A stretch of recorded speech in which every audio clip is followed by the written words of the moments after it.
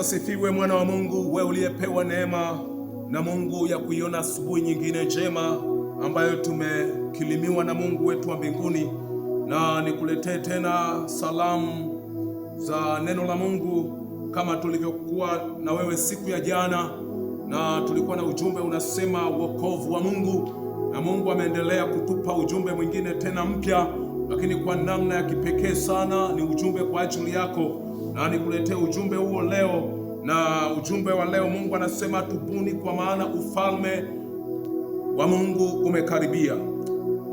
Na jana nimekuletea habari njema za wokovu wa Yesu Kristo kutoka katika kitabu kile cha waraka wa Warumi, waraka wa Paulo kwa Warumi, ujumbe uliokuwa unasema juu ya habari ya kuto kuionea haya Injili, kwa sababu Injili imebeba uwezo wa Mungu uleta wokovu.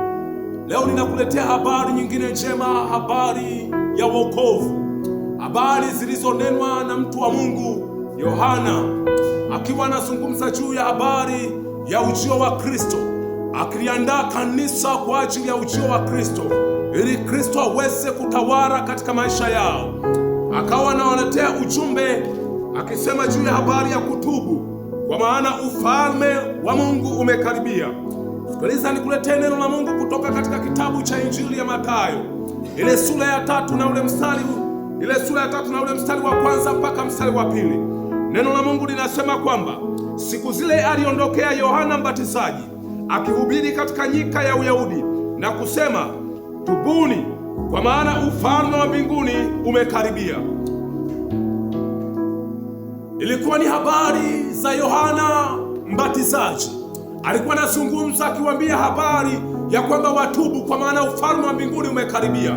Lakini leo ninakuletea habari hizi mwenyewe, ni kwamba Kristo yule yule aliyekuwa anahubiriwa enzi za Yohana Mbatizaji, Yohana Mbatizaji akiwaleta watu na kuwarejesha watu kwa Kristo, kwamba wajiandae kwa ajili ya ujio wa Kristo, ya kwamba Kristo anapokuja nataka atawale maisha yao, akamata maisha yao, awatoe kwenye shida, awatoe kwenye mahangaiko ya dunia waliokuwa nayo.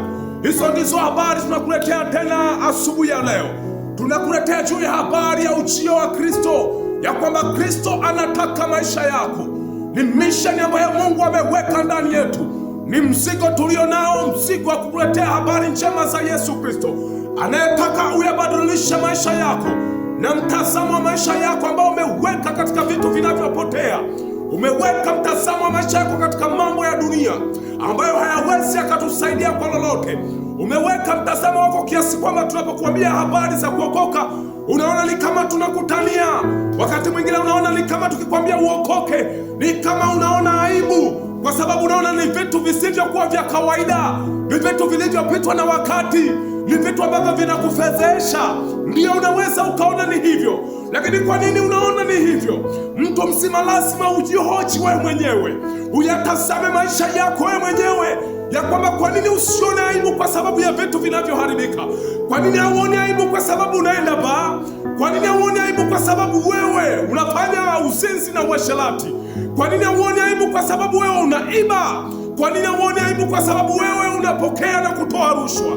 Kwa nini hauoni aibu kwa sababu wewe ni mtongozaji wa watoto, wa mabinti wadogo na wafuatilia na umri wako ni mkubwa? Hauwezi ukaona aibu kwa ajili ya vitu kama hivyo, lakini mwenye akili timamu anajihoji yeye mwenyewe, anatathmini maisha yake yeye mwenyewe. Lazima uchukue tathmini ya maisha yako, ya kwamba sisi tunakwambia habari ya kutubu ili ufalme wa Mungu urejee kwenye maisha yako. Lakini tunapokuambia habari ya kutubu, ufalme wa Mungu uje kwenye maisha yako, wewe unaona ni kama tunapoteza muda, wewe unaona ni kama tunakupotezea muda, wewe unaona ni kama tumekwambia habari za kukufanya uwe ni mtu mwingine usiyefaa kwenye jamii. Lakini nataka nikwambie, Yesu akija kwenye maisha yako, akitawala maisha yako, Yesu Kristo atayabadilisha maisha yako, atabadilisha mwenendo wako. Ndio maana anahubiri habari hizi. Yohana anasema kwamba tubuni, kwa maana ufalme wa Mungu umekaribia, ufalme wa mbinguni umekaribia, ufalme wa mbinguni upo kwa ajili ya maisha yako. Nataka nikwambie, inawezekana umeteswa na dhambi, inawezekana umeteswa na magonjwa, inawezekana umeteswa na maisha unayoishi. wakati mwingine huyapendi haya maisha, lakini unajikuta unayafuata haya maisha, na unajikuta umetokomea kwenye zinaa, umejikuta umetokomea kwenye vilabu vya pombe, umejikuta umetokomea baa, unajikuta umeacha familia yako na watoto wako wanahangaika, umewaacha kwenye shida na mateso makubwa. Hii ni kwa sababu kuna ufalme mwingine unamiliki kwenye maisha yako. Ufalme unaomiliki maisha yako ni ufalme wa Shetani. Hauna mpango mwema na maisha yako, una mpango wa kuharibu maisha yako, una mpango wa kuharibu utu wako. Utakuharibu utu wako na utabaki hivyo ulivyo sasa. Nataka nikwambie, hivyo ulivyo ni kama ng'ombe aliyofungwa, anapelekwa machinjioni. Wakati mwingine akiwa njiani anapitishwa kupeleka machinjioni, anaweza kuwa anakula hata nyasi, lakini nataka nikwambie hajui. Angejua right kwamba anapelekwa machinjioni, wasingeweza kustahimili kumkamata na kumpeleka kwa saidi wanayompeleka. Inawezekana anatakiwa kuletwa vyombo vingi vya kuhakikisha anafikishwa huko machinjioni, lakini ni kwa sababu hajui. Ndivyo ilivyo hata kwako wewe mwana FB unayenifuatilia, wewe unayefuatilia mafundisho yetu kwenye YouTube. Nataka nikwambie mtu wa Mungu, maisha unayoyaishi ni kwa sababu haujui mpango wa Shetani, haujui uharibifu uliopangwa kwa ajili ya maisha yako, haujui mtu wa Mungu. Lakini laiti kama ungejua, ungebadilisha maisha yako, ungebadilisha mtazamo wa maisha yako. Ndio maana kwa neema ya Mungu analeta ujumbe huu asubuhi ya leo tena. Anakuja kwako tena asubuhi ya leo, anakuambia tubuni, kwa maana ufalme wa mbinguni umekaribia.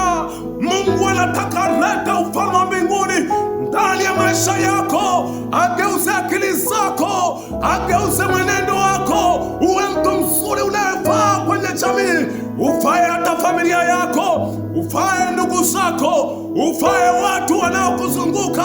Saizi wanakuona ni mtu siyekuwa na maana, lakini tunapokuambia habari za kuokoka, wewe unaona ni kama tunapoteza muda. Kwa nini tunapoteza muda na habari njema? Hii ni habari njema nilikwambia siku ya jana. Inawezekana una habari nyingi unapewa, lakini habari ya kuokoka ni habari njema inayohusu maisha yako wewe mwenyewe, imebeba hatima yako njema. Mungu anataka kupe hatima njema ya maisha yako yaliyo bora, ambayo haujayaona na kuyapata eneo lingine, lakini yanapatikana ndani ya Yesu Kristo mwana wa Mungu aliye hai. Biblia inaniambia kwamba alikuja kwa ajili yetu, alikuja kukitafuta kile kilichopotea. Tulikuwa tumepotea kama ulivyopotea wewe kwenye zinaa, kama ulivyopotea wewe kwenye rushwa, kama ulivyopotea wewe kwa waganga wa kienyeji. Na sisi tulikuwa tumepotea hivyo, lakini mara tulipopata habari hizi, tulipohubiriwa habari za Yesu Kristo, tulipata kugeuka. Yesu tumeona akilipea maisha yetu, tumeona Yesu Kristo akikarabati maisha yetu, tumeona Yesu Kristo akitusaidia. Na wewe nataka kusaidia asubuhi ya leo. Mwana wa Mungu, hizi ni salamu. Huu ni ushauri wangu kwako, na ni wajibu wako kupokea ushauri huu. Ni kwa sababu Mungu anakupenda, na mimi nataka niombe pamoja na wewe.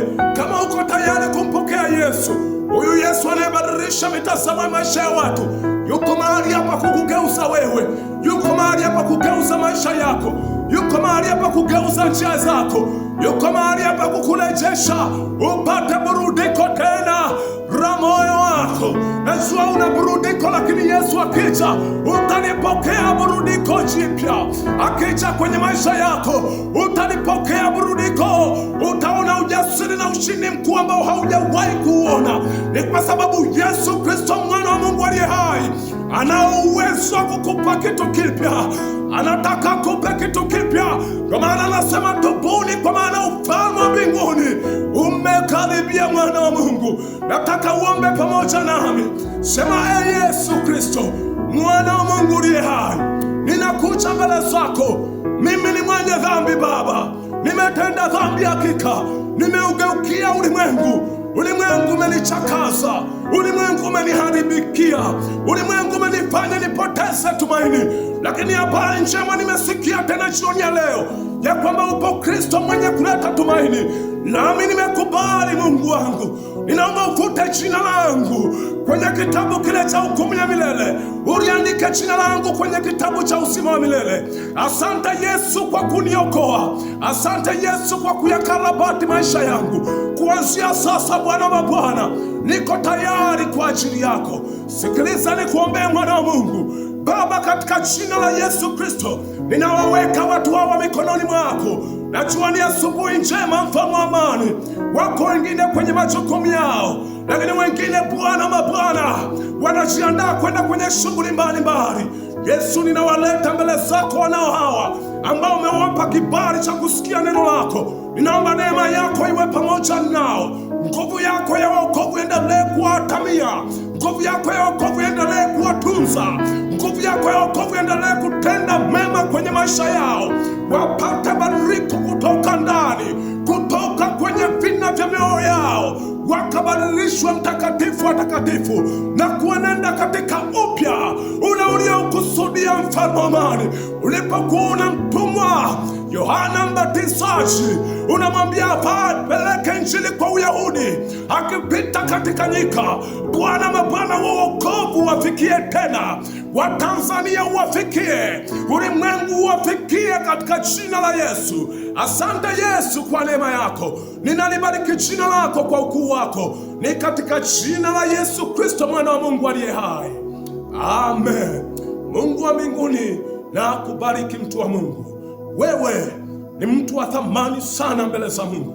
Tena Mungu anayapenda maisha yako. Ukiyabadilisha na ukabadilisha mwenendo wako, Mungu atakufanya kuwa mtu wa thamani sana. Ubarikiwe sana na Mungu.